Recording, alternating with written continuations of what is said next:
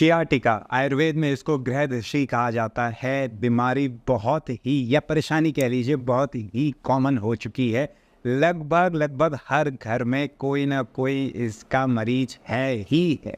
इस वीडियो में crystal clear कर दूंगा है क्या, क्यों हो रहा है, कहाँ पर हो रहा है, क्या हमें करना चाहिए ताकि आप राइट डिसीजन ले सकें। आपको पता होना चाहिए कि आपके शरीर में हो क्या रहा है, वरना मिसलीड हो जाएंगे। कोई कह देगा ये कर लो वो कर लो, यही सब करते रहेंगे, इसी में ही कहीं अपने आप को कोई हार्म ना कर दें, कुछ गलत ना कर दें अपने साथ।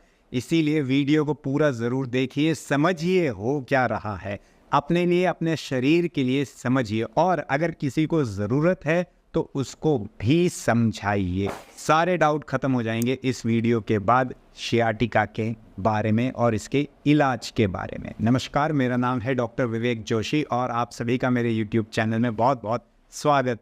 शियाटिका, अगर आप ये वीडियो देख रहे हैं तो मैं समझ सकता हूँ कि आपको परेशानी होगी ही। तो सबसे पहले बात करते हैं इसके टेस्ट की। कैसे पता करेंगे कि शियाटिका की प्रॉब्लम है ही है? बहुत ही सिंपल 3 टेस्ट हैं जो आप घर पर कर सकते हैं। कहीं जाने की किसी डॉक्टर की ज़रूरत भी नहीं पड़ेगी।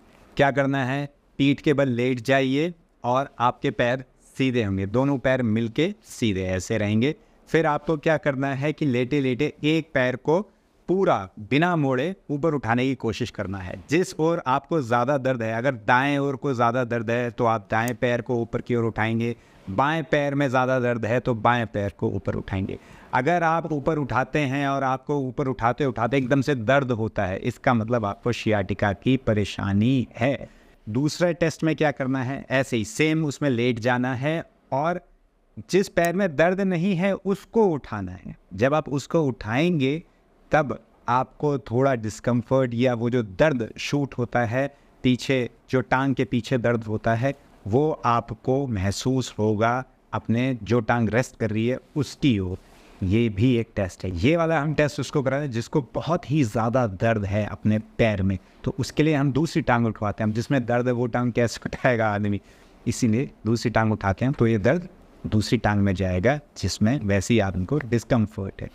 तीसरा टेस्ट क्या है कि आपको किसी एक स्टूल पर या बिस्तर के साइड में या जो आपकी चेयर है या फिर जो सोफ़ा है उसके साइड में बैठ जाना है। बैठ के पूरी कमर को जैसा आप देख सकते हैं वैसे ही मोड़ लेना है। सिर नीचे आ जाएगा, छाती नीचे आ जाएगी और बिस्तर को या फिर स्टूल को आप टाइट से पकड़ेंगे। उसके बाद आप अपने पैर सीधे करेंगे। जहाँ ऐसा करेंगे तो आपको फिर से दर्द होगा। अगर ऐसा हो रहा है यानी कि शियाटिका की परेशानी है। होता क्या है शियाटिका में, आपकी जो थाई है, जो आपकी जांघ है या जो हिप्स है, वहाँ से पीछे से नीचे तक पूरे पैर में आपको दर्द जैसा होगा, जैसे लगेगा चींटियाँ काट रही हैं। किसी को लगता है जैसे ऐसे बिजली सी दौड़ रही है। तो ये सब होता है शियाटिका के दर्द में। कोई कहेगा मेरे को सिर्फ पूरी जांघ में दर्द हो रहा है, कोई कहेगा मेरा वो दर्द पूरा जाता है ऐसे ऐसे और नीचे पैर तक जाता है। ये दर्द शियाटिका का दर्द है। अब ये क्या हो रहा है, ये क्या जा रहा है, आइए इसको समझते हैं। शियाटिका एक नर्व है हमारी बॉडी में। ये सबसे मोटी नर्व है। ये बनती है जो हमारी पीठ में जो रीढ़ की हड्डियां हैं, L4, L5, S1, इन सब से जो नर्व्स आ रही हैं साथ में, ये सब साथ में नीचे आके बना रही हैं मोटी एक साथ शियाटिक नर्व। और ये एक नर्व होती है जो पीछे पीठ से शुरू होती है और नीचे पैर तक जाती है। अब अगर आपको पीछे पीठ में कोई भी परेशानी है किसी भी कारण, ये जो नर्व है जो आपकी पीठ से शुरू हो रही है वहाँ पर अगर ये दब रही है, इसमें कोई परेशानी हो रही है, तो पूरी नर्व में परेशानी होगी। ऐसा नहीं है कि कुछ आपके पैर के पीछे हो रहा है, जांघ के पीछे हो रहा है, घुटने के पीछे हो रहा है, नहीं है। परेशानी आपकी पीठ में है, वहाँ पर आपको कुछ दबा रहा है इस नर्व को, या कुछ परेशानी हो रही है, इरिटेशन कर रहा है, जिससे पूरी नर्व में आपको ये फीलिंग हो रही है। इसीलिए ये जो शियाटिका की परेशानी है, इसमें आप टांग में तेल लगाएंगे, टांग में कुछ करेंगे, कोई असर नहीं होने वाला है, क्योंकि इसका जो मेन कारण है वो आपकी पीठ है। होता क्यों है, अब बात करते हैं कारण की। इसके कारणों में सबसे पहले आता है हर्निएटेड डिस्क या फिर बल्ज्ड डिस्क कहते हैं। यानी कि सिंपल भाषा में समझाता हूँ, हमारी जो रीढ़ की हड्डियाँ हैं पीछे, वो एक दूसरे से ऐसे ऐसे करके जुड़ी हुई हैं, और इन दोनों रीढ़ की हड्डियां हैं ये। इन दो हड्डियों के बीच में हमें प्रकृति ने एक कुशन सा दे रखा है ताकि ये हड्डियां मूव होते रहें, एकदम चिपक ना जाए। अगर ये कुशन हम हटा देंगे तो क्या होगा, ये दोनों हड्डियां लग गई और फिर ये एक दूसरे को घिसेंगी और ख़राब हो जाएंगी। तो इसलिए प्रकृति ने क्या किया है, हमें यहाँ पर एक कुशन दे रखा है, ठीक है। इसको हम कहते हैं डिस्क। ये डिस्क अच्छी रहती है, मजबूत रहती है, इससे हमारी स्पाइन आगे पीछे हिल जाती है। आप समझ लीजिए कि अगर आपने जोड़ दी बिना डिस्क के तो क्या होगा, मुड़ ही नहीं पाई। अब क्या है, अगर ये डिस्क बल्ज हो जाए, जैसे ट्रॉमा हो गया, एक्सीडेंट हो गया, वेट लिफ्ट कर लिया, ज़्यादा गलत वेट लिफ्ट कर दिया, हड्डियां बहुत कमज़ोर हैं, विटामिन D3 की कमी है, कैल्शियम की कमी, इससे क्या होता है, थोड़ा सा जब भी झटका लगा और हो गई स्लिप डिस्क। स्लिप डिस्क के लिए कोई बड़ा रीज़न की ज़रूरत नहीं है, छोटी, इवन जो बस पे ट्रैवल करते हैं ना, या ट्रेन में जो लगातार ट्रैवल करते हैं, उन लोगों को भी स्लिप डिस्क हो जाता है। क्यों, हड्डियां कमज़ोर हैं, हल्का सा झटका लगा और स्लिप डिस्क हो गई। अब क्या होगा, जो ये स्लिप डिस्क हो गई है, ये क्या करेगी, कुछ ना कुछ नर्व्स को ज़रूर दबाएगी। क्यों, क्योंकि जो ये हमारी रीढ़ की हड्डी है, यहाँ से बहुत सारी नर्व्स जा रही है, असंख्य नर्व्स जा रही हैं, कुछ ना कुछ दबेगा। अगर इस दबने में आ गई आपकी सियाटिक नर्व तो पूरे पैर में झंझनाहट फील हुई, चींटियाँ सी काटेंगी।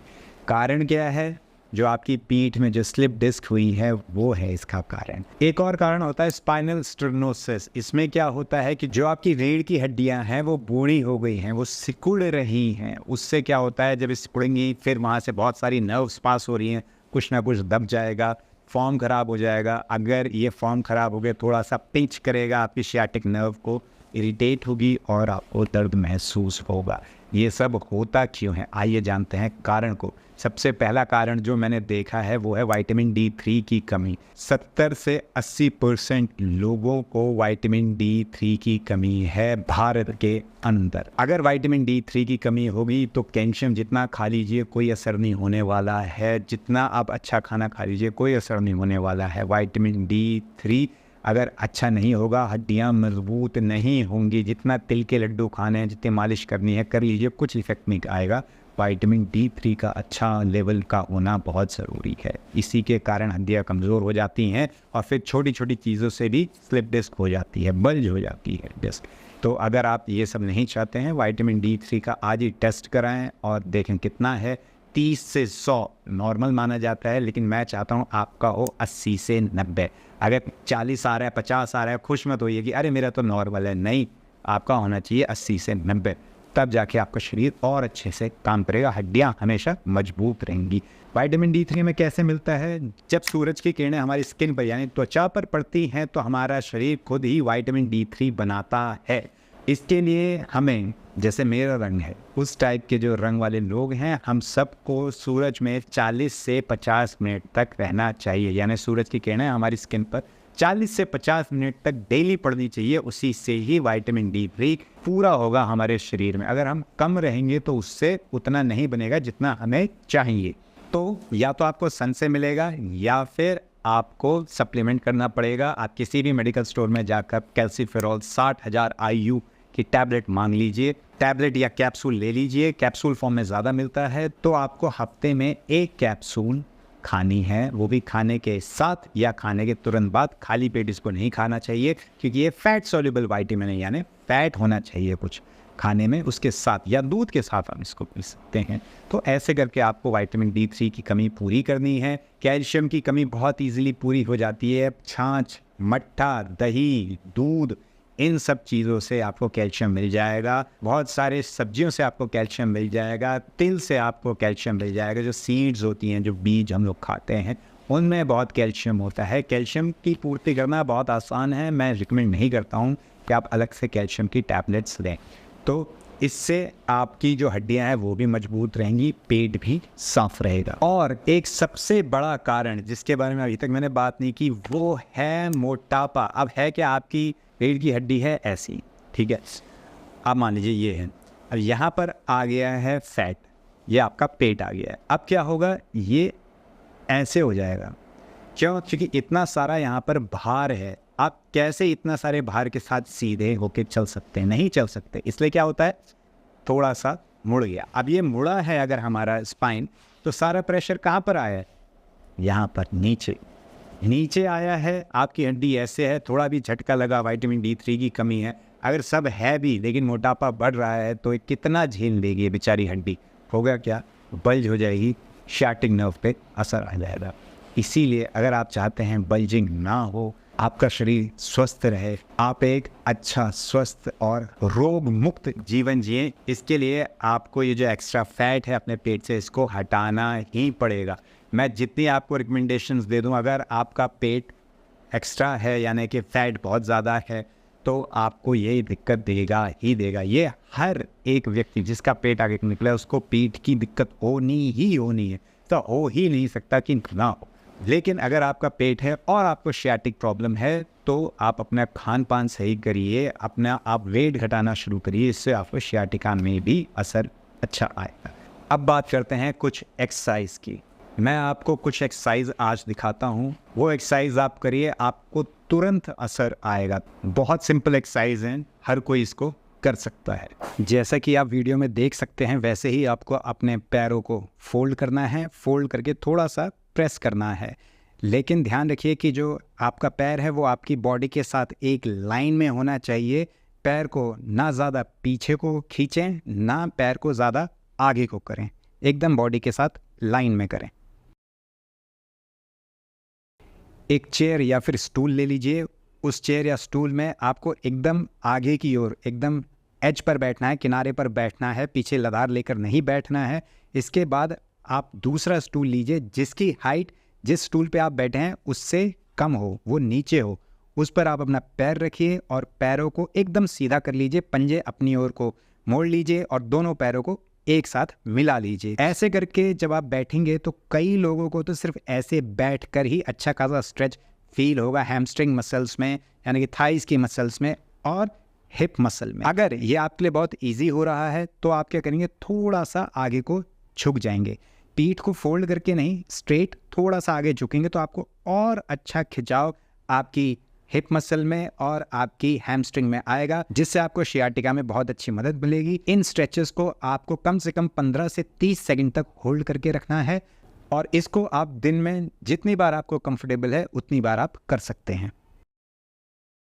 अगर किसी को बहुत ज़्यादा पेन है, एक्यूट पेन है सियाटिका का, तो वो इस एक्सरसाइज को करेगा। बहुत ही सिंपल है, बस सिंपली आपको एक प्लेन सरफेस पर, हार्ड सरफेस पर लेट जाना है। लेटने के बाद आपको एक रोलर या फिर कपड़ों का या फिर एक तौलिए को अच्छी तरह से मोड़कर रोलर सा बनाकर आप अपनी पीठ में नीचे की ओर इसको आप डाल लीजिए। नीचे की ओर डालने के बाद, जिसको हम लोअर बैक कहते हैं, जहाँ पर अक्सर दर्द होता है, वहाँ पर डालने के बाद आपको बस लेट जाना है। जैसे कि आपको वीडियो में दिख रहा है ऐसे ही आपको रिलैक्स करना है। जितनी देर आपको कंफर्टेबल है आप उतनी देर लेटिए। सिर्फ ये करने से आपको जो आपका एक्यूट पेन है उसमें मदद मिल सकती है। तो ये थी कुछ बहुत ही सिंपल एक्सरसाइजेस जो आपको बहुत अच्छा मदद कर सकती हैं सियाटिका में। ज़रूर ट्राई करिए और कमेंट बॉक्स में ज़रूर लिखिए असर आया कि नहीं आया, क्योंकि मुझे विश्वास है ये हेल्पफुल एक्सरसाइजेस हैं, आपको हेल्प करेंगी।